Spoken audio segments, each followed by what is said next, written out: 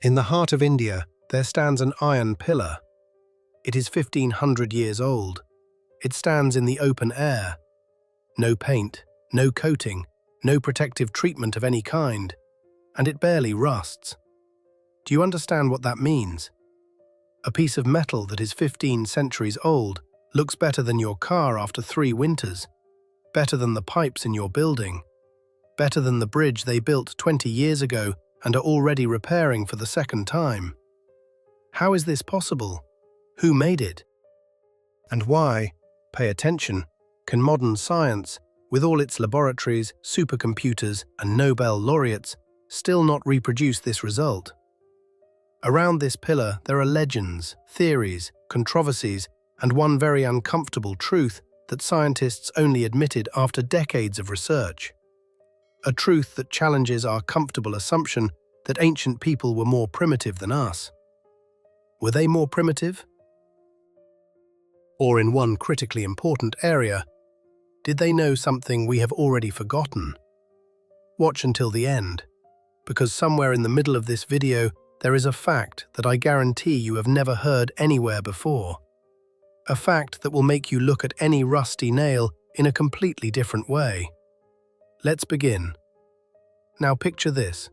Somewhere in India, in the city of Delhi, standing among the ruins of an ancient mosque, there is an iron column.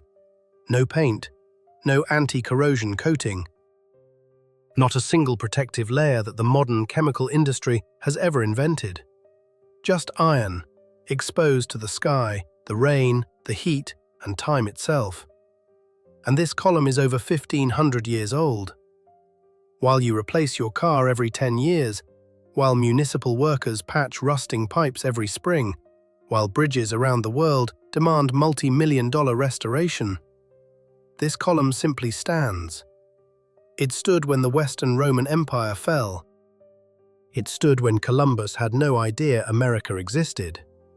It stood when your great-grandfather was born. And this morning it was standing too, the same as ever, with barely a trace of rust. This is not a legend or a tourist tale for gullible foreigners. The column has been studied by metallurgists, chemists, and materials scientists from dozens of universities around the world. Metal samples were sent to European laboratories. The results were published in peer-reviewed scientific journals. And every time, the conclusion was the same. The column genuinely does not rust. Not in a figurative sense, not barely rusts, but measurably, documentably, verifiably has not rusted for more than 16 centuries. This concerns metal that was smelted and forged in the early 5th century AD, an era when the periodic table did not exist, when the concept of corrosion was unknown, and when metallurgical standards had never been written down. Think for a moment about what this means in practice. Modern steel is the product of a multi-stage industrial process. Ore is mined, then smelted in blast furnaces at temperatures exceeding 1500 degrees, then alloyed, meaning chromium, nickel, molybdenum, and other elements are added to achieve the desired properties. Then it is rolled, cut, treated, and coated. And even after all of that, stainless steel is not eternal. It resists corrosion under specific conditions. Change those conditions, and it begins to break down. The Indian column was made differently. No blast furnaces, no alloying elements from Mendelev's table, no electroplating or chemical baths. The craftsmen of the 5th century worked with wrought iron, metal produced in small forges, with handheld bellows manually pumping air and white-hot billets hammered repeatedly by hand. Primitive by our standards? Absolutely. But the result is standing in Delhi, looking back at us with quiet superiority. And here is where the real provocation begins. We live in an age that assumes progress moves in one direction only, that each generation is smarter than the last, that 21st century technology is by definition superior to 5th century technology. But the iron pillar of Delhi is a direct and deeply inconvenient refutation of that belief. Because today, with our supercomputers, electron microscopes, and industrial laboratories, we cannot reproduce what an anonymous blacksmith created with bare hands 1,500 years ago. This is not about mysticism or theories of extraterrestrial intervention. It is about a real, measurable, technological superiority of ancient craftsmen in one very specific, very narrow domain of metallurgy. The surface of the column has a distinctive black-blue tint. This is not patina in the usual sense, not a layer of oxides concealing destruction underneath. It is a thin, dense, chemically stable protective film that the metal formed on its own during the forging process and its subsequent exposure to the atmosphere. The layer is so uniform and compact that it barely allows moisture to reach the iron beneath. That is precisely why the column looks as though it was installed, not in the 5th century, but 20 years ago. No paint, no coating, no maintenance in 16 centuries, just iron that knows how to protect itself. 1,600 years. Say it out loud and try to grasp the scale. Not 100 years, not 200, not 500. 1,600. That is longer than most nations on the modern political map have existed. It is longer than the time elapsed since the fall of Rome. It is roughly 60 generations of human beings who were born, lived their lives, and passed on, while the column kept standing. Exposed to wind, rain, scorching sun, temperature swings, and everything that nature typically does to unprotected iron without mercy or discrimination. Unprotected iron in open air begins to rust within months. This is not an opinion, it is chemistry. Moisture and oxygen attack the metal surface, form a loose layer of oxides. That layer flakes away, exposing the next, and the process continues inward until nothing remains but crumbling residue. That is precisely how thousands of ancient iron artifacts have disappeared. That is why most ancient forges left us nothing but a handful of brown powder at the bottom of an archaeological pit. Iron does not survive. Iron rusts. That is an axiom. Except in one case. The Delhi column does not conform to any known model of iron behavior in open air. It should have become a rusted stump back in the Middle Ages. By every law of material science, by every calculated rate of corrosion, it should not exist anymore. But it does exist, and not merely in a degraded state. It is in good condition. The surface is dense, uniform, free of deep pitting and cracking. This is not luck or coincidence. It is the result of something we do not yet fully understand. This concerns one of the most uncomfortable facts in the history of material science. An object created without a single scientific instrument, without a laboratory, and without any understanding of chemical processes, behaves better than many modern structures equipped with a full package of protective coatings. Scientists took this problem seriously. Not mystics, not conspiracy theorists, scientists. Metallurgists took samples and carried them to European laboratories. Chemists analyzed the composition. Physicists examined the microstructure of the metal under electron microscopes. Materials scientists built mathematical models trying to explain why the protective layer on the column's surface is so stable. This work continued for decades, from the mid-20th century to the present day.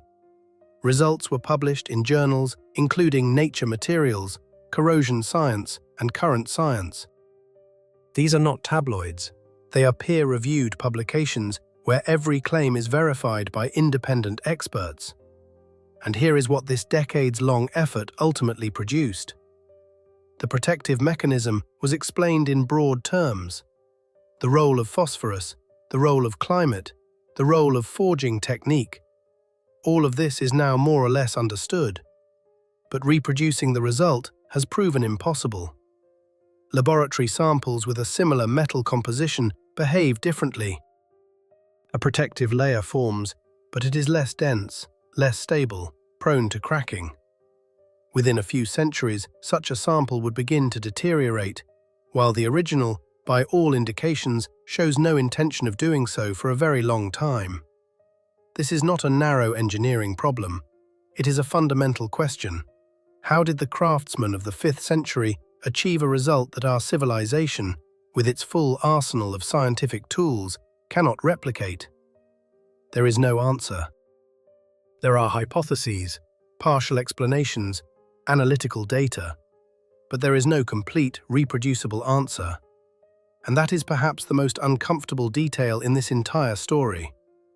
We have grown accustomed to thinking that if something is not understood today, science will figure it out tomorrow. Progress, after all. Technology, after all.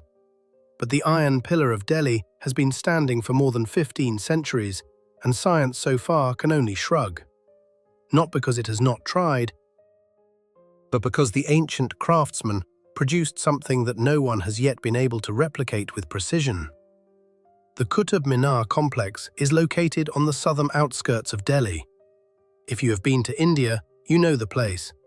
If not, picture an enormous architectural ensemble of red sandstone and marble, where every stone is older than most European capitals.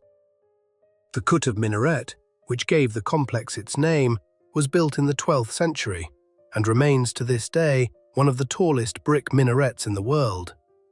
UNESCO added the complex to its World Heritage List in 1993. Millions of tourists come here every year, but most of them, at some point during their visit, stop not in front of the minaret, not in front of the ruins of the Quwwat-ul-Islam Mosque, but in front of a comparatively modest metal pillar standing in the middle of an open courtyard. Because the pillar draws the eye. Immediately, without preamble. The height of the column above ground is 7 meters and 21 centimeters. An additional meter or so goes underground, the base that was buried during installation. The diameter at the base is just over 40 centimeters, tapering to about 30 at the top. The shape is slightly conical, narrowing toward the summit. The total weight is 6.5 metric tons. That is roughly equivalent to a loaded freight car in the Soviet classification system, or 3 adult African elephants, or a small river vessel. All of this rests on a single piece of wrought iron, with no foundation slab, no bolts, no reinforcing rods, simply set into the ground and holding itself upright for 1,500 years. This concerns engineering decisions that appear elementary, but on closer examination raise very specific questions. How a 6.5-ton monolith has stood without a single fastening element through earthquakes, monsoons, and the rise and fall of ruling dynasties is a separate matter we will return to shortly. The surface of the column is black-blue, not grey as with ordinary aged iron, and not brown as with rust. Specifically, black-blue, with a faint metallic gleam where direct light strikes it. This color is not paint, not patina in the conventional sense, and not the result of any treatment applied in later centuries. This is the metal itself. Over time, its surface formed a thin, tightly adhering chemical layer that produces this distinctive hue. The layer is so uniform that from a distance the column appears cast rather than forged. No visible grain, no seams, no discernible joints. One monolith, full stop. The official designation in the scientific literature is the Qutb pillar, named after the complex in which it currently stands. It is also sometimes called the Pillar of Chandragupta, after the king who erected it. Both names appear in academic texts, and both are correct. Colloquially, tourists and locals often simply say, the Iron Pillar, and that is sufficient because in Delhi, everyone understands the reference. The upper section of the column is decorated with a series of ornamental elements, bands of carved design worked directly into the metal during forging. Above the decorative section, there was once a sculpture of Garuda, the mythical bird of Hindu tradition, symbol of royal power and divine protection. The sculpture has not survived. When exactly it disappeared is not known with certainty. It may have been removed during the column's transport to Delhi in the 11th century. It may have been destroyed later. The question remains open. At the top of the pillar, there is now simply a small platform with the remains of a mounting fixture, all that survives of the figure that once crowned it. On the surface of the column, at roughly 1.5 meters above ground, there are clearly visible scratches. Horizontal, running around the circumference, varying in depth. These are sword marks. Someone, at some point in history, attempted to cut the column down. Why can only be guessed. Possibly for religious reasons. The column was erected in honor of the Hindu god Vishnu, and Islamic mosques were subsequently built on the same grounds. Possibly for practical ones. 6.5 tons of high-quality iron represented enormous value in any era. Whatever the reason, the attempt failed. The sword left scratches, nothing more. The column remained standing. At the lower section, near the base, there are traces of later intervention. Fragments of porcelain with which the column was wrapped in the 17th century by order of Akbar. Akbar was apparently concerned about the preservation of the metal. The irony is that the metal required no such concern, while the porcelain has crumbled with time and is now itself in need of preservation as a historical artifact. Today, the column is enclosed by a low metal railing. Visitors cannot approach it closely or touch it. The railing was installed in 1997 after the volume of tourists literally embracing the pillar in attempts to make a wish began causing mechanical damage to the surface. And so the most durable iron object on the planet is now protected from people, the primary threat to everything that wishes to stand for even a little while longer. The column was erected in the early 5th century AD. By historical standards, this was an era when the world operated on entirely different principles.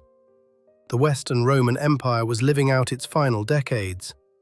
Attila's Huns had not yet begun their march on Europe.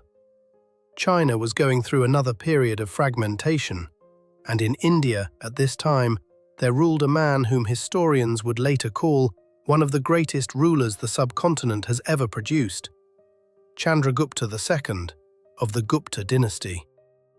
Chandragupta II came to the throne around 375 AD and ruled for approximately 40 years. In those 40 years, he accomplished what very few had managed before him. He united the greater part of the Indian subcontinent under a single dynasty. He did this consistently, methodically, and without excessive sentimentality, through military campaigns, diplomatic marriages, and strategic alliances. Neighboring kingdoms joined his empire by various routes, but the route of the sword was among the most common. These were the rules of the game in the 5th century. No one invented them specially, they simply existed, and all participants in the process understood this perfectly well. This concerns an era when the concept of a state border was defined not by treaties or maps, but by the distance an army could reach under a reigning king. The Gupta state under Chandragupta II was experiencing what historians call a golden age. This is not merely a pretty phrase. It was precisely during this period that mathematics flourished in India. Indian scholars developed the concept of zero and the decimal numeral system that we use to this day. Astronomy flourished. Aryabhata, who worked precisely in the Gupta era, calculated the length of the solar year with an accuracy that Europe would not achieve for another 1,000 years. Literature, sculpture, and architecture flourished. Trade routes from the Gupta Empire extended to Rome in the west and to China in the east. This was not the periphery of contemporary civilization, it was one of its principal centers. It was in this context that Chandragupta II decided to erect a column. Not a random one, not a standard one, an exceptional one. The monument was intended to immortalize his victories and simultaneously express reverence to the god Vishnu, the patron of royal power in Hindu tradition. The column was conceived as an object of eternity, a message to descendants who would live hundreds of years after the king's death. Judging by the result, the message arrived. Not after hundreds of years, but after 16 centuries. The Sanskrit inscription on the surface of the column, inlaid with silver, reads approximately as follows. A king named Chandra, beautiful as the full moon, erected this column in honor of Vishnu as a sign of his victories. The text is composed in the panegyric style conventional for the period. Kings of that era were not given to false modesty. But behind the poetic formulas lies a real historical fact. The man who had sufficient power and resources to commission such an object was genuinely the ruler of a substantial empire. Minor kings did not erect monuments of this kind. They had neither the means nor the need. The name Chandra in the inscription long generated debate among historians. The reason is that several rulers of the Gupta era bore this name or had it as part of their royal title. Some researchers insisted the reference was to Chandragupta I, the founder of the dynasty. Others pointed to Chandragupta II. After extended discussion, the majority of specialists concluded that the scale of victories and the geographic reach of the conquests described in the inscription correspond specifically to Chandragupta II. The debate is not definitively closed, but the prevailing position in academic circles today is precisely this. At approximately 1.5 meters above ground, horizontal sword scratches are preserved on the surface of the column. Who exactly attempted to cut the pillar down? History does not say. Several versions exist. According to one, this was done during a period when mosques were being built on the sites of Hindu shrines, and the old symbols of the preceding religion were deliberately destroyed or damaged. According to another version, someone simply wanted to acquire the metal, and 6.5 tons of high-quality wrought iron in any era represent very considerable value. Whatever the reason, the attempt was unsuccessful. The scratches are there, and the pillar is still standing. The history of the column's relocation is itself instructive.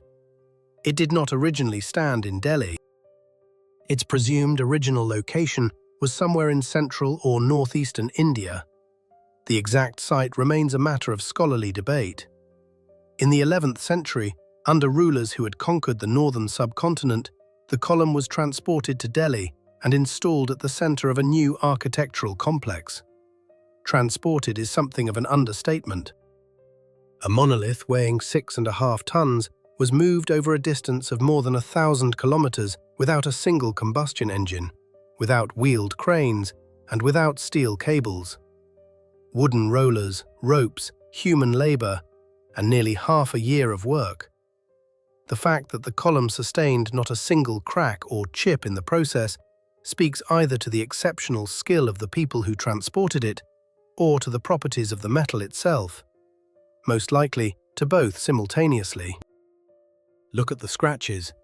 They are located at approximately 1.5 meters above ground, right at the shoulder height of an adult man.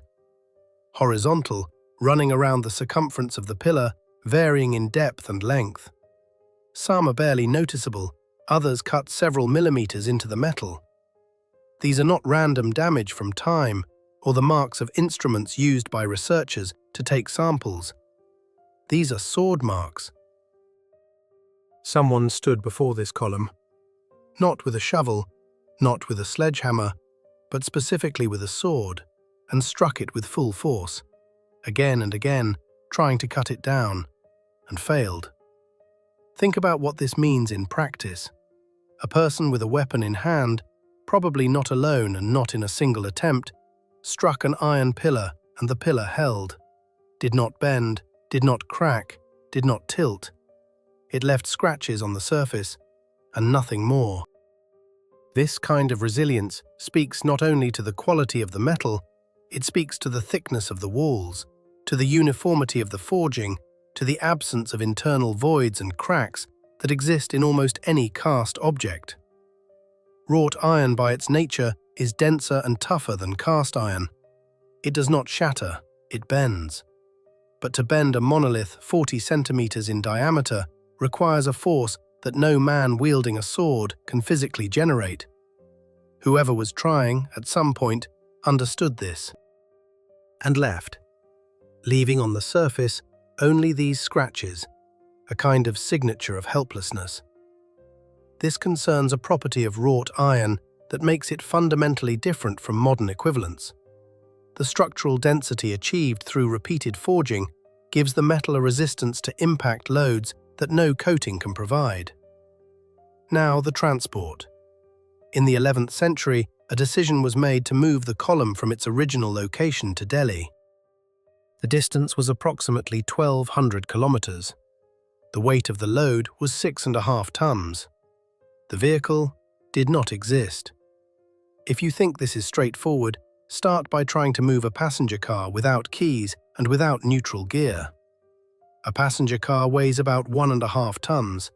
The column is 4 times heavier. And this is not a wheel, not a flat slab. This is a vertical monolith over 7 meters tall that had to be first extracted from the ground, then laid horizontal, then transported, then erected vertically in a new location. All of this without a single powered mechanism. How exactly this was done is known from descriptions of similar operations of that period and from physical traces on the column itself. First, a pit was dug around the base, gradually undermining the monolith and laying wooden beams beneath it. Then, using levers and ropes, the column was slowly lowered onto its side, onto a specially prepared bed of timber. After that, the actual movement began. Round wooden rollers were placed beneath the column, and hundreds of people simultaneously pulled it forward with ropes, moving the rollers from the rear to the front as it progressed. On hard ground, this worked with relative efficiency. On soft ground, the rollers sank in, and everything had to start over. 1,200 kilometers at this pace is not weeks, it is months. According to available information, the transport took approximately half a year. For half a year, people walked alongside this column, ate beside it, slept beside it, lost their lives along the road to illness and exhaustion, and kept pulling it forward. The route passed through rivers that had to be crossed, hills that had to be skirted, settlements whose inhabitants probably came out to watch this extraordinary spectacle. An iron pillar crawling along the ground on wooden rollers, surrounded by hundreds of people. And through all of this, not a single crack, chip, or deformation. The metal, which by that point was already 600 years old, survived this operation without visible consequence. Which in itself says a great deal. Either the quality of the forging was so high that the monolith withstood stresses it was never designed for, or the people transporting it worked with such precision and care that they never once allowed a critical load to be applied to the metal. Most likely, again, both simultaneously. Today, equivalent operations for moving heavy monoliths are performed with specialized equipment, hydraulic jacks, multi-axle trailers rated for hundreds of tons per axle, laser leveling systems, and teams of engineers with load calculations in hand. And even with all of this, such operations are considered complex, expensive, and risky. In the 11th century, none of that existed. There were only ropes, timber, muscle, and apparently a very competent organization of labor. This concerns the kind of engineering thinking that requires no technology in the modern sense of the word. It requires precise understanding of the physics of a process, the ability to work with what is available, and the capacity to organize hundreds of people into a single coordinated system. All of this the builders and transporters of the column clearly possessed. The sword scratches and half a year on the road are not details for a pretty story. They are evidence of two fundamentally different kinds of test that the column underwent and from which it emerged without loss. One test was deliberate. Someone specifically attempted to destroy it. The other was incidental. It was simply being transported, and it proved strong enough to survive the journey. In both cases, the metal performed. In both cases, the people who dealt with it underestimated its strength, each in their own way. The 17th century. The Mughal Empire is at the height of its power. The ruler Akbar, one of the most educated and far-sighted monarchs of his time, looks at the iron column, which by that point has been standing for more than 1,200 years, and thinks something along the following lines. It should be protected. Metal, after all, it rusts. And he orders the column wrapped in a layer of porcelain. This is perhaps one of the most eloquent episodes in the entire history of this object.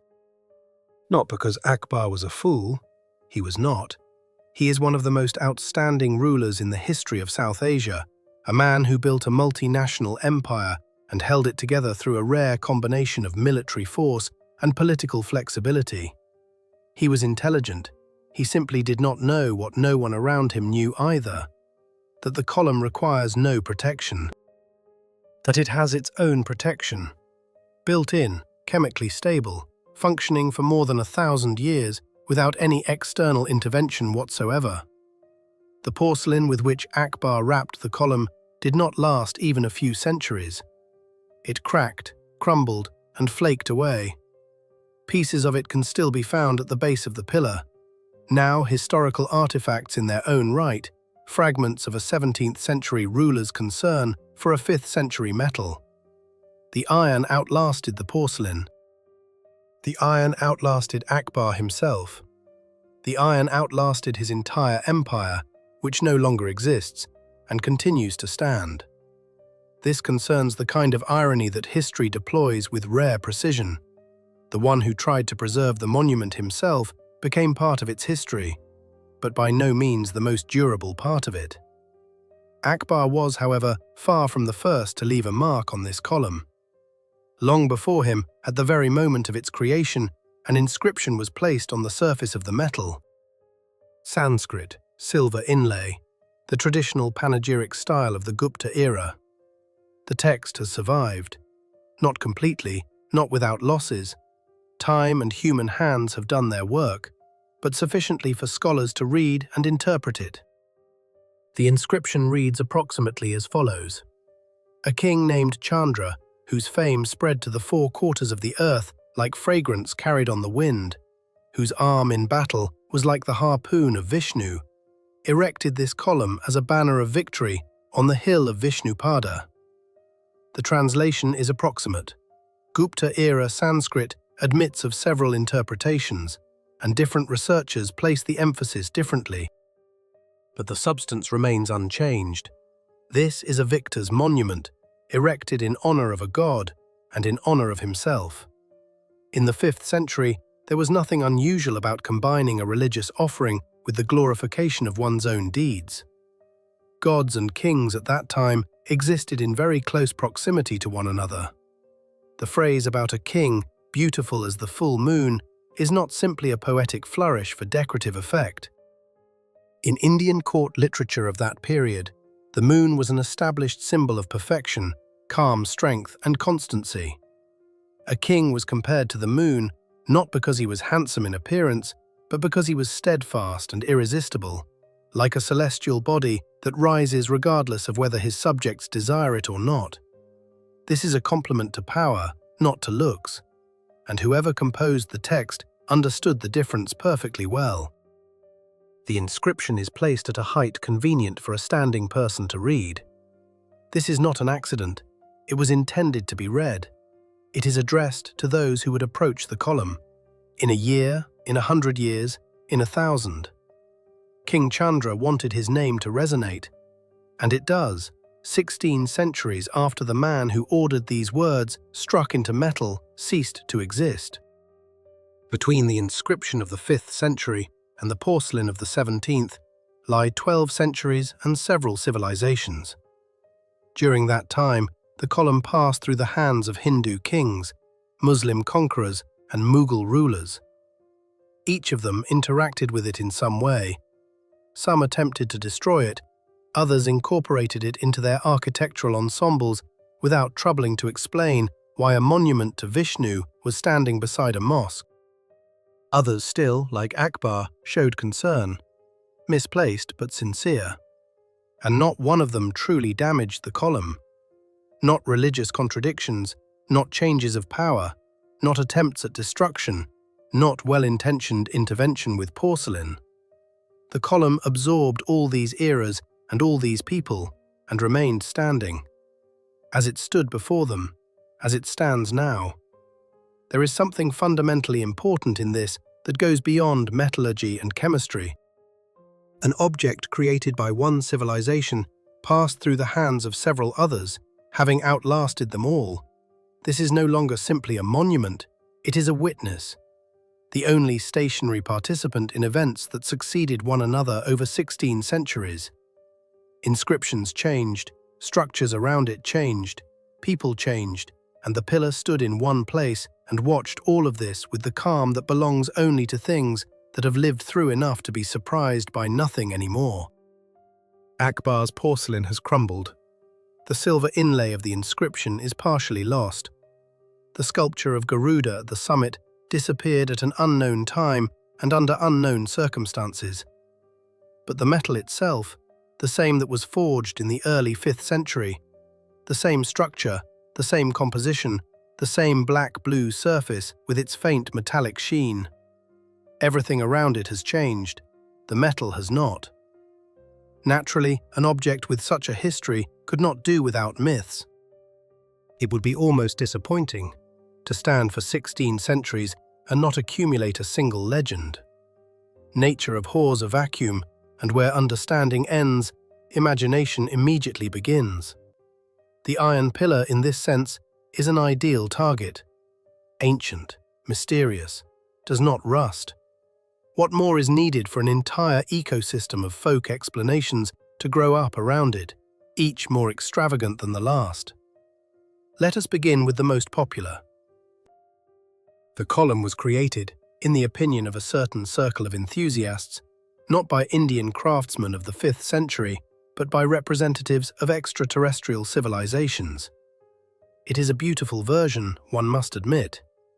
Aliens arrived, forged an iron pillar weighing 6.5 tons, carefully set it into the ground in the middle of what would become Delhi, wrote a dedication to Vishnu on it in Sanskrit, and left. Why? Unknown. Why specifically a pillar? Also unknown. Why in Sanskrit rather than some intergalactic language? This question the theory's supporters prefer not to raise. Logic is not the main thing here. The main thing is the sense of mystery the version creates, which, judging by the view counts of corresponding videos on the internet, enjoys stable demand. The second version is somewhat more modest in scale, but no less persistent. The column, according to this belief, extends at its base directly into the head of the giant serpent Shesha, the very one upon which the god Vishnu reclines in Hindu cosmology. The serpent holds the pillar. The pillar holds the balance of the world. As long as the pillar stands, the world is in order. This is a beautiful image, with its own poetic logic, characteristic of mythological thinking. Geologists and soil scientists who drilled near the base of the column found no serpent, but in the opinion of believers, this proves nothing. The serpent is simply well hidden. This concerns a universal property of myths. They are not refuted by facts because they exist in a different space, one where facts have no jurisdiction. But the most popular, most vital, and most practically in-demand legend is the legend of wish fulfillment. According to it, one must stand with one's back to the pillar, wrap one's arms around it from behind so that the fingers meet, make a wish, and it will be granted. The simplicity of the instruction is disarming. No sacrifices, no prayers in an unfamiliar language, no pilgrimages to inaccessible places. Just embrace the pillar from behind and receive what you desire. The problem is that the diameter of the pillar at its base is just over 40 centimeters. This means the full circumference at that point is approximately 125 centimeters. The arm span of an average adult is roughly the same or slightly more. So technically, closing one's hands behind the pillar is theoretically possible, but for most people requires effort, stretching, leaning, assuming an uncomfortable posture. None of this stopped anyone. Thousands of people every day approached the pillar, turned their backs to it, and diligently stretched their fingers toward each other. Wishes varied widely, judging by the composition of the tourist audience. Requests for money, health, and a successful marriage predominated. By the end of the 20th century, the intensity of these embraces had reached a level where it was causing real damage to the metal. Not chemical, mechanical.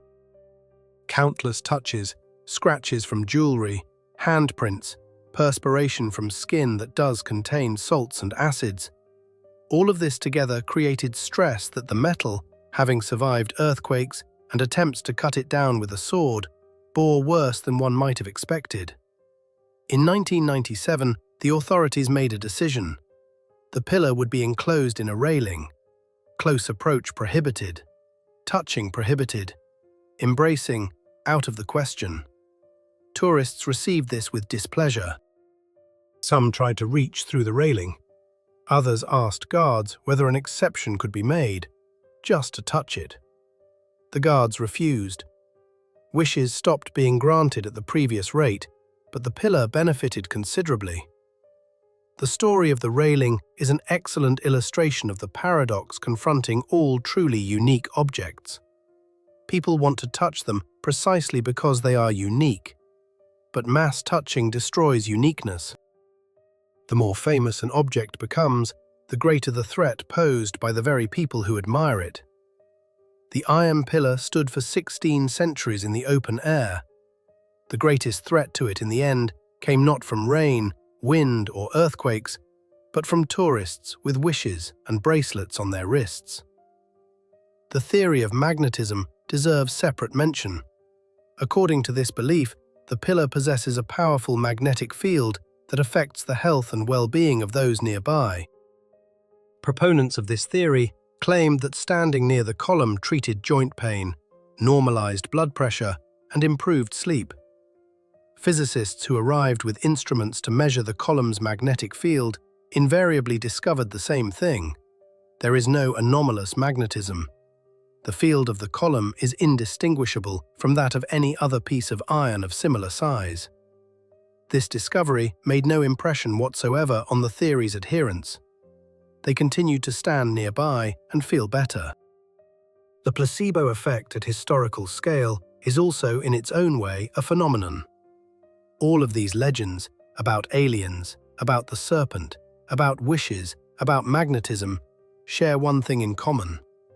They arise where people encounter something that does not fit their ordinary picture of the world. Iron does not rust for 1,500 years. This contradicts experience. Experience cannot be contradicted, therefore an explanation is needed. And if a rational explanation is unavailable, aliens, serpents, and magnetic fields are brought in.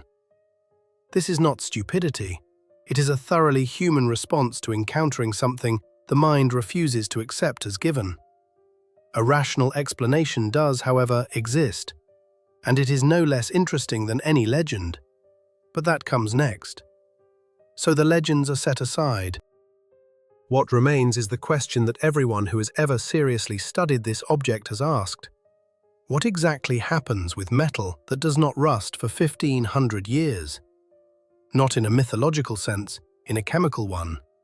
Molecule by molecule, reaction by reaction. What is happening on the surface of this pillar while every other iron object around it quietly turns to rust? To understand the answer, one must first understand the question.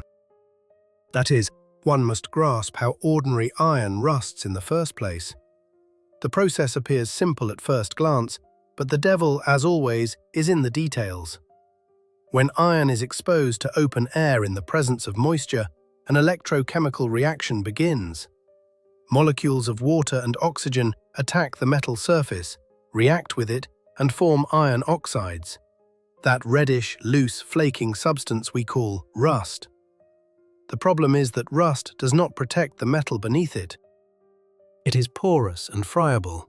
It falls away easily, and in doing so exposes a new layer of clean metal, which immediately begins to rust in turn. This is a self-accelerating process. The more rust there is, the faster the next layer degrades. Eventually, given sufficient time, nothing remains of an iron object but a brown heap of powder. This applies to any ordinary iron anywhere on the planet, whether a nail in a fence, a pipe in a basement, or a gun barrel on the field of a long-forgotten battle. In the Delhi column, everything works on an entirely different principle, and the key to understanding this lies in the composition of the metal. In 1912, British scientist T.R. Anantharaman conducted the first detailed chemical analysis of the column. In the following decades, dozens of research groups repeated and refined this work. The results were consistently similar. The composition of the metal is as follows: 98.7% iron.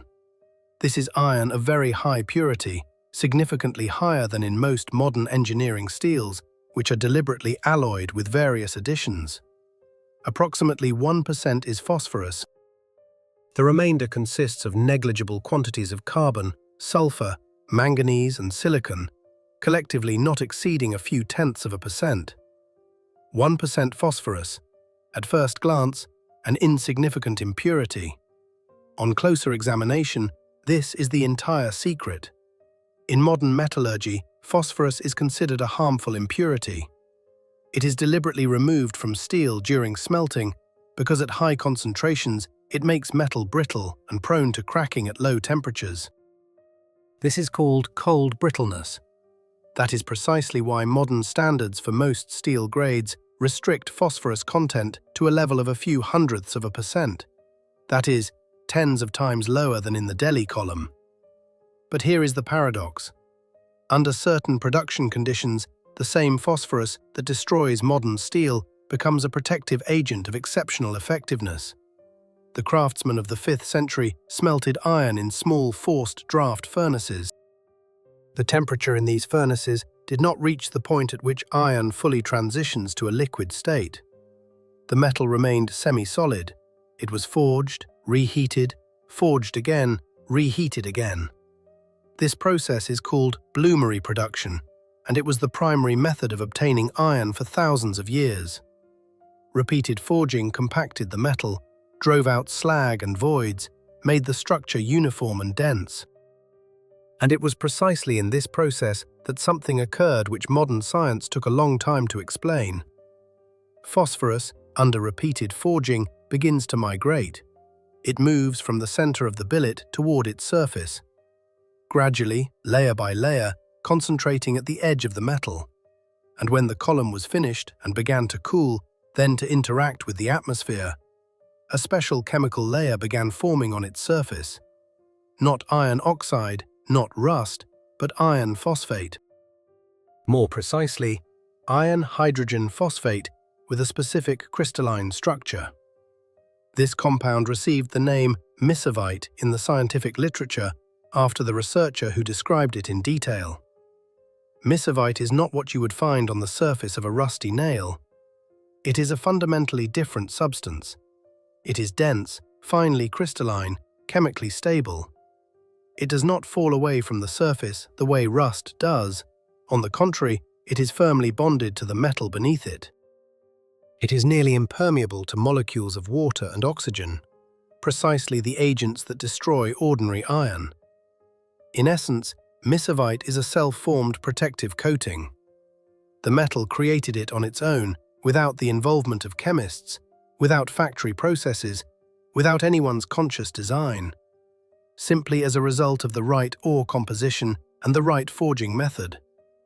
This concerns what scientists call a passivating layer, a thin film that isolates metal from an aggressive environment. This same principle underlies the corrosion resistance of modern stainless steel. Chromium on its surface forms an oxide film that protects the iron beneath.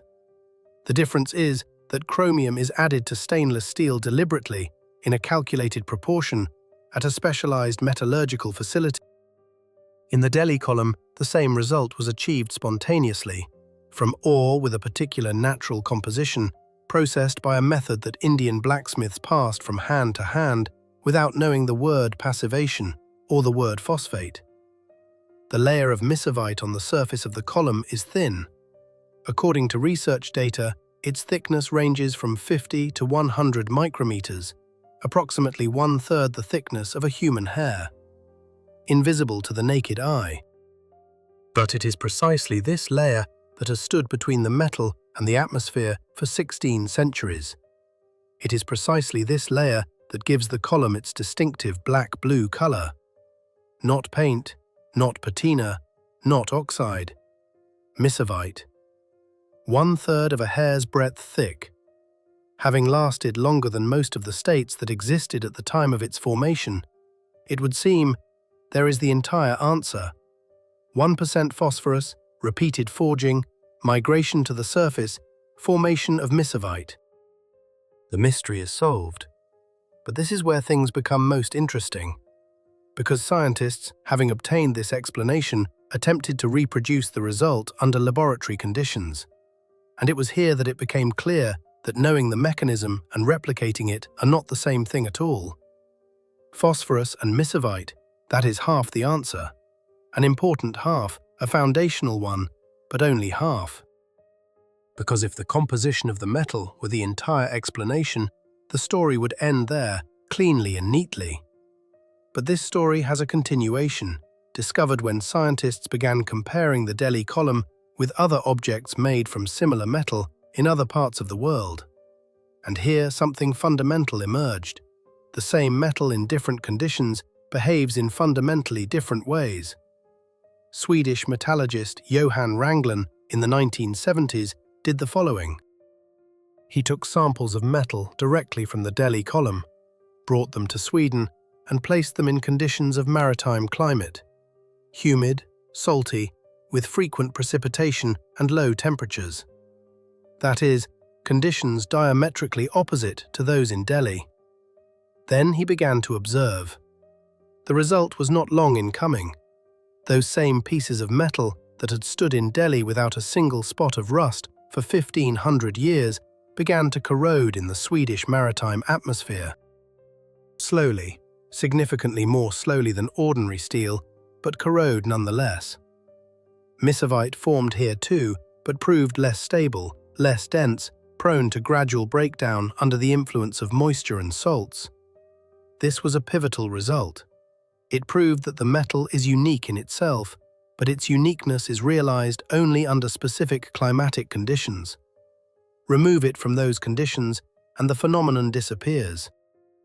This concerns a basic principle of materials science that is often ignored when discussing the remarkable properties of various substances.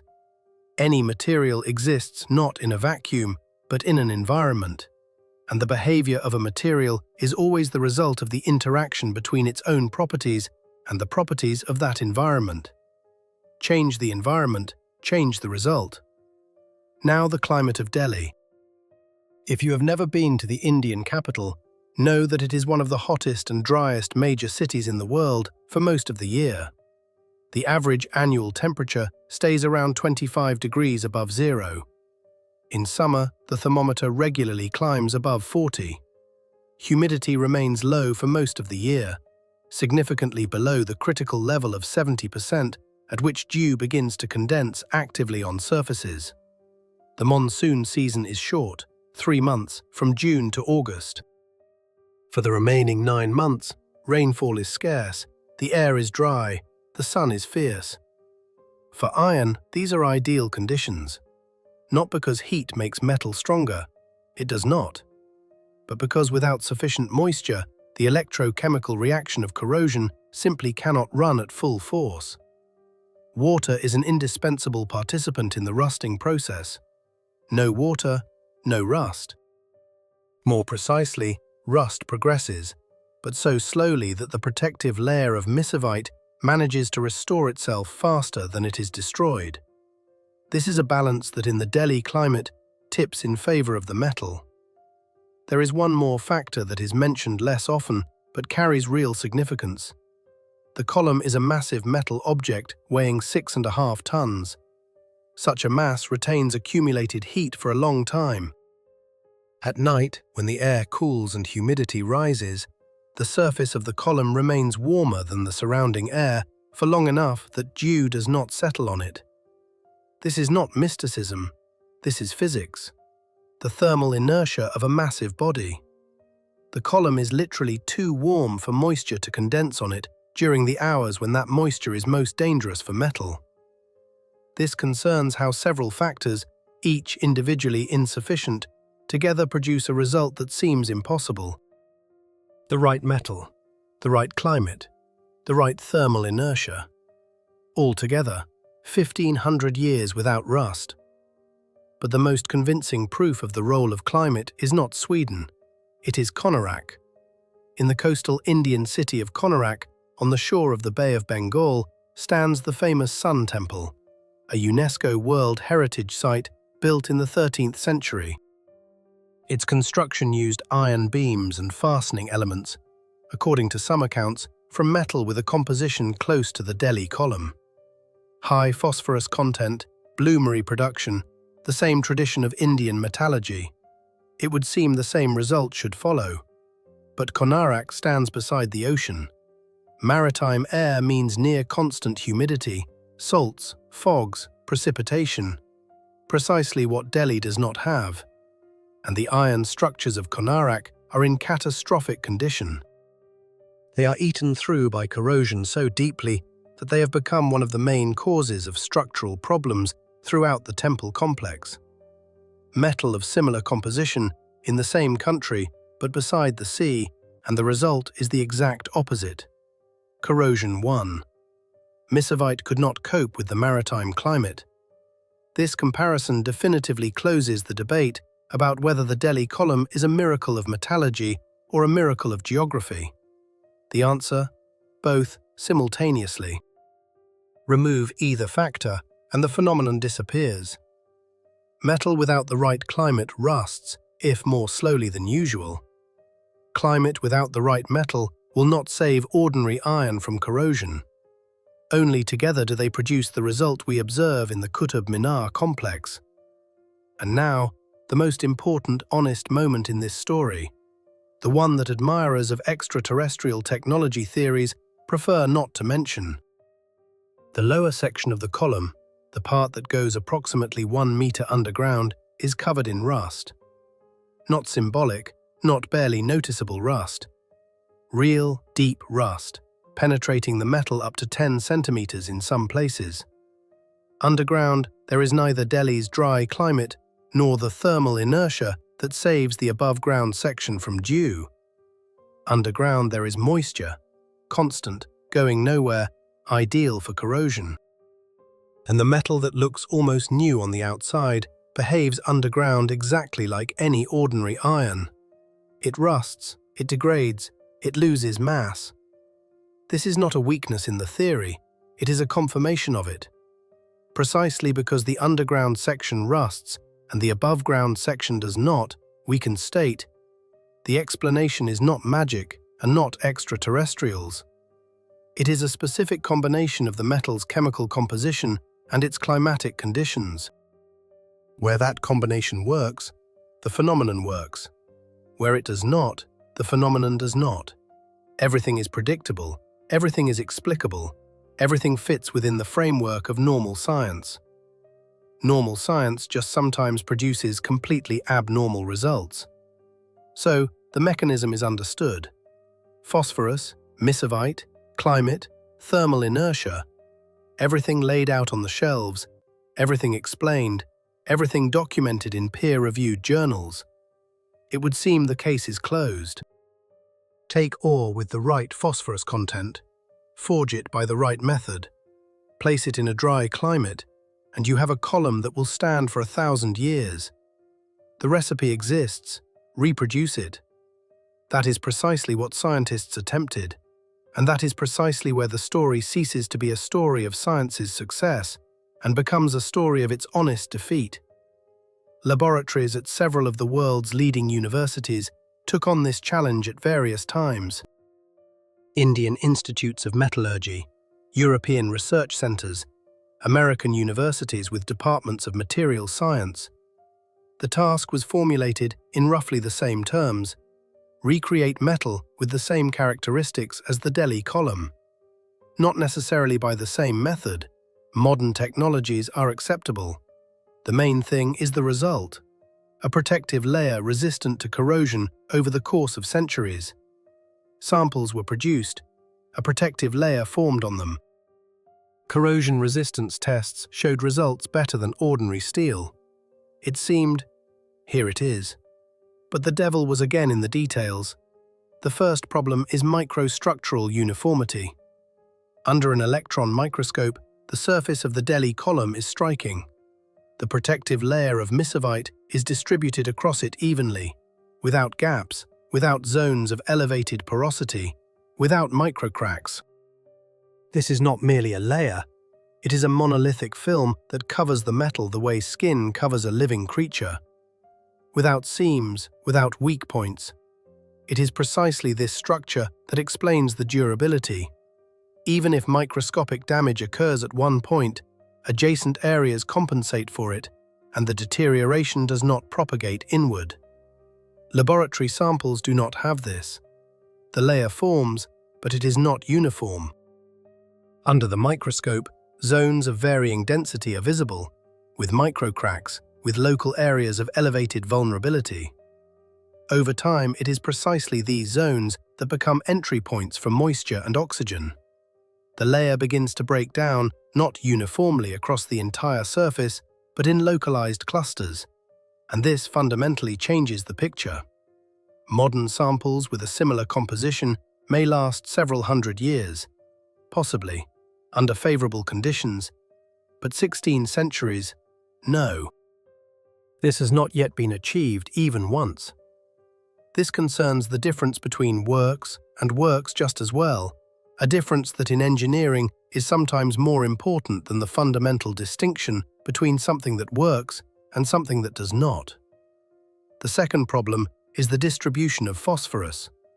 In the Delhi column, phosphorus is distributed through the metal with a uniformity that modern metallurgy cannot reproduce. It does not accumulate in isolated zones, does not form islands of elevated concentration. It is literally dissolved in the iron uniformly, like sugar in a well-stirred cup of tea. This very uniformity ensures that misovite forms across the entire surface simultaneously and with equal density. In modern samples, phosphorus distributes differently. Even with careful control of composition and temperature regimes, the migration of phosphorus to the surface proceeds unevenly.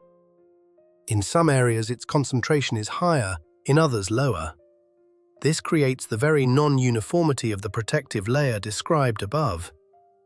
Why this does not occur in the 5th century column is a question science has not yet answered exhaustively.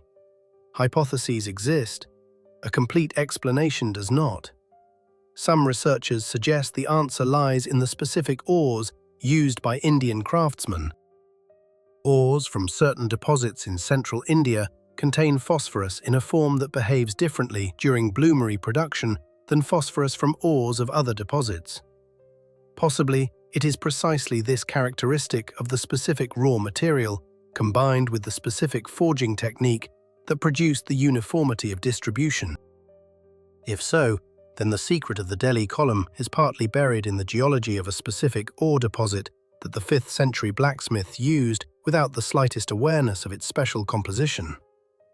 That would be a beautiful irony, the greatest metallurgical achievement of antiquity, explained not by the genius of the craftsman, but by the fact that he simply took ore from the right place.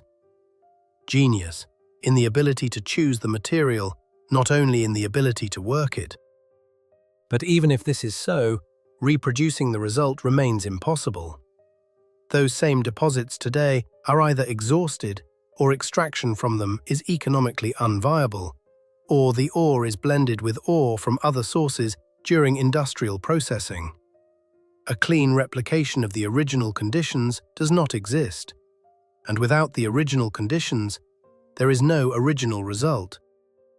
Modern stainless steel, which we use everywhere, from kitchen knives to medical instruments and aircraft bodies, is created at metallurgical plants with blast furnaces as tall as multi-story buildings, with converters holding hundreds of tons of molten metal, with precision alloying systems and computer control of every process parameter. Behind it stands a colossal industry that consumes billions of kilowatt-hours of electricity annually and produces millions of tons of steel with specified characteristics. An Indian blacksmith of the 5th century worked in a small furnace with stone walls. The draft was provided by leather bellows pumped by hand by his assistant. Temperature was controlled by eye, by the color of the glowing metal. Ore composition was determined not by chemical analysis, but by years of experience working with a specific deposit. Hammer, anvil, fire, hands. And the result of those hands is standing in Delhi to this day, having outlasted every metallurgical revolution, every industrial upheaval, every scientific discovery that came after it. This is not cause for nostalgia about the past, and not an argument against modern science. Modern metallurgy solves problems of incomparably greater scale than the fabrication of one column for one king. It feeds, clothes, and transports billions of people. It is irreplaceable. But the Delhi column reminds us that technological superiority is a relative concept. At one narrow point in the space of the possible, a blacksmith with bellows accomplished something that a chemical plant cannot replicate. And this is not an accident, not luck, and not the intervention of supernatural forces. It is the result of deep, intuitive, generations-accumulated understanding of material, the kind of understanding that is born not in a laboratory, but at a forge, not from equations, but from thousands of hours of working with one's hands, not from theory, but from direct, immediate contact with the nature of things. Sometimes genius is not the ability to invent something fundamentally new. Sometimes it is the ability to use what nature has already provided with such precision and such understanding that the result outlasts everything invented afterward. The Delhi column stands, and it will stand long after everyone reading these words is gone. Not because it is made of magical metal, but because once, in the early 5th century of our era, several anonymous Indian blacksmiths took the right ore, lit the right fire, and did the right work. Without patents, without publications, without awards or recognition, they simply did their job well, and that turned out to be enough for 16 centuries ahead. If you have watched to this moment, it means you are not indifferent. It means you are interested in what lies beyond the pages of school textbooks and tourist brochures. This channel exists precisely for people like you. Click the bell. Not because that is what everyone says at the end of a video, but because the next episode will come out without warning, and the algorithm will not show it to you unless you ask for it yourself. The bell is the only way not to miss it. Leave a like if the story of the iron pillar turned out to be something more than just an interesting fact. If you learn something, you will want to tell someone else. A like is not a favor to the channel. It is a signal to the system that content like this is something people need. And subscribe. There will be no short videos about nothing here, no viral trends, no hollow sensations. Only stories worth knowing, about people who made something real, about things that outlasted their time, about the fact that the world is more complex and more interesting than we were told. See you in the next episode.